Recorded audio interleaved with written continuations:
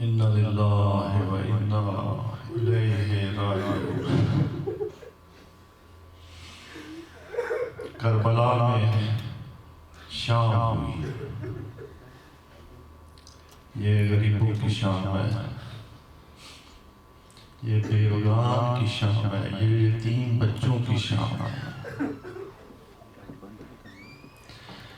کل جو گزشتہ رات تھی وہ شام شہیدہ تھی، اور آج شام غریبہ ہے۔ شاید کسی کو ان دو راتوں میں فرق محسوس نہ ہو، لیکن کل جو رات گزری ہے جسے شب عاشور کہتے ہیں، اس رات میں اور آج کی رات میں فرق یہ ہے کہ کل کی رات میں عباس کی شیران صدائیں تھیں، علی اکبر تھے، قاسم تھے، اون و محمد تھے، ہر ماں کے پاس اس کا بیٹا موجود تھا، بیوی کے پاس اس کا شوہر موجود تھا، بہن کے پاس اس کا بھائی موجود تھا، لیکن آج کوئی بھی موجود نہیں ہے۔ فاطمہ بنت الحسین کی روایت کرتی ہے کہ جب ہمارے وارثوں کی لاشوں پر گھوڑے دوڑائے جا رہے تھے تو ہم بیویاں یہ منظر دیکھ رہی تھی، لیکن بے بس تھی، انہیں منع نہیں کر پا رہی تھی، لیکن ایک دوسری سے ہم یہ کہہ رہی تھی کہ اگر یہ پامالی لاشا سے فارغ ہو جائیں گے تو معلوم نہیں ہم سے کیا سلوک کریں گے۔ فاطمہ بنت حسین کہتی ہیں ابھی ہم بیبیاں یہ سوچ ہی رہی تھی کہ کچھ گھوڑ سوار ہمارے خیموں کی جانب آئے، انہوں نے ہاتھوں سے نہیں نیزوں کی انیوں سے نبی زادیوں کی چادروں کو اچھالنا شروع کیا۔ فاطمہ بنت حسین کہتی ہے میں بھاگی شاید میری چادر بچ جائے، لیکن ایک گھوڑ سوار میرے پیچھے بھاگا، اس نے میری کمر پر نیزہ مارا، میں گر گئی، بے ہوش ہو گئی، اور اس وقت مجھے ہوش آئی جب میری پھوپھی زینب میرے سرہانے کھڑی تھی اور وہ مجھے کہہ رہی تھی بیٹی اٹھو، بیٹی اٹھو۔ فاطمہ بنت حسین کہتی ہے میں نے اپنے سر پر ہاتھ پھیرا تو میرے سر پر چادر نہیں تھی، میں نے کہا پھوپھی اماں غیر محرم دیکھ رہے ہیں، میرے سر پر چادر نہیں ہے۔ فاطمہ بنت حسین کہتی ہے ایک مرتبہ میری پھوپھی اماں نے تعجب سے مجھے دیکھا اور فرمایا وَعَمَّتُكِ مِثْلُكِ بیٹی کیا پوچھتی ہو، تیری پھوپھی کی چادر بھی چھن گئی ہے۔ فاطمہ بنت حسین کہتی ہے میں نے اپنی پھوپھی اماں کی طرف دیکھا تو صرف چادر ہی چھنی ہوئی نہیں تھی بلکہ میری پھوپھی اماں کے شانوں پر سیاہ نیزوں کے داغ موجود تھے۔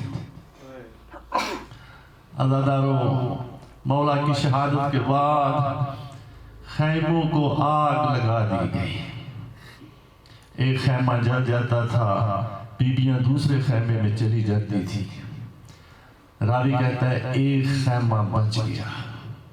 میں نے کیا دیکھا کہ ایک بی بی ہے جو بار بار خیمے میں جاتی ہے اور باہر نکلتی ہے، میں نے سوچا شاید اس کی کوئی قیمتی چیز اس خیمے میں رہ گئی ہے۔ تھوڑی دیر کے بعد میں نے دیکھا کہ وہی بی بی جو بار بار خیمے میں جاتی تھی ایک جوان کو اپنی پشت پر لائی ہے۔ میں نے پوچھا یہ جوان کون ہے؟ کہا یہ بیمار ہے، یہ سجاد ہے، یہ حسین کا بیٹا ہے۔ عزیزو، خیموں میں جب آگ لگی بچے دوڑے اور بیویوں نے کہا کہ بچوں کو گنا جائے، جب بچوں کی گنتی ہوئی تو اس میں سکینہ موجود نہیں تھی۔ جناب ام کلثوم و جناب زینب اب رات کے اندھیرے میں سکینہ کو ڈھونڈنے کے لیے نکلتی ہیں، ایک نشیب سے آواز آتی ہے سکینہ کے رونے کی۔ جناب زینب کہتی ہے کہ جب ہم قریب گئیں تو دیکھا سکینہ ایک ایسے لاشے سے لپٹ کر رو رہی ہے جس کا سر موجود نہیں۔ ہم نے پوچھا بیٹی سکینہ تو یہاں کیسے آ گئی؟ کہا میں اپنے بابا کو تلاش کر رہی تھی، اس نشیب سے آواز آئی علیہ علیہ، بیٹی ادھر آ جاؤ، بیٹی ادھر آ جاؤ۔ میں نے سمجھا کہ یہ میرے بابا کا لاشا ہے۔ جناب زینب و جامع ام کلثوم نے جناب سکینہ کو لیا۔ اب خیمے تو ہیں نہیں، خیمے جل چکے ہیں، راکھ پر بیبیاں بیٹھی ہوئی ہیں۔ شام غریبہ میں چراغ کیسے جلتے، کسی کے گھر کو جلایا ہے روشنی یوں ہے۔ شام غریبہ میں اب بیبیاں اس وقت اس خاک پر بیٹھی ہوئی تھی جو خیموں کے جلنے کی خاک تھی۔ اب بیبیاں خاک پر بیٹھی ہوئی ہیں، پیاسی ہیں، بھوکی ہیں۔ ایک روایت ملتی ہے، پتہ نہیں وہ روایت کہاں تک صحیح ہے، کہ ہور کی بیوی پانی لے کر آ گئی تھی۔ اب ہور کی بیوی پانی لائی یا نہ لائی یہ روایت ہے، لیکن یہ کہاں تک صحیح ہے، لیکن اتنا ضرور ہے کہ نہر فرات سے وہ پہرے اٹھا دیے گئے تھے جو ان جوانوں کے لیے بٹھائے گئے تھے۔ اب وہ پہرے اٹھ چکے ہیں، کوئی پانی لانا چاہتا ہے تو لے آئے، کوئی پینا چاہتا ہے تو پیے، لیکن وہ بیبیاں کیسے پانی پئیں گی؟ کیا علی اکبر کے بعد لیلہ کا دل چاہتا ہوگا پانی پیے؟ کیا علی اصغر کے چلے جانے کے بعد رباب کا دل چاہتا ہوگا پانی پیے؟ نہر فرات جاری تھی، بیبیاں منہ پھرائے بیٹھی تھی۔ اور یہ روایت جو کہتی ہے پانی لے کر آئی ہور کی بیوی، جب پانی آیا اس روایت کے مطابق تو بیویوں سے کہا پانی پی لو۔ کوئی بیوی پانی پینے کے لیے تیار نہیں ہے۔ طے یہ ہوا کہ جو سب سے چھوٹا ہے وہ پہلے پانی پیے گا۔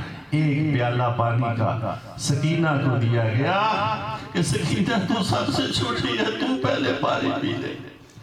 سکینہ نے وہ پیالہ اپنے ہاتھ میں لیا اور مقتلگاہ کی طرف گئی۔ کہا کہاں جا رہی ہو؟ کہا آپ نے تو کہا ہے سب سے چھوٹا پہلے پانی پیے گا، مجھ سے چھوٹا میرا بھائی علی اصغر ہے، میں اسے پانی پلانے جا رہی ہوں۔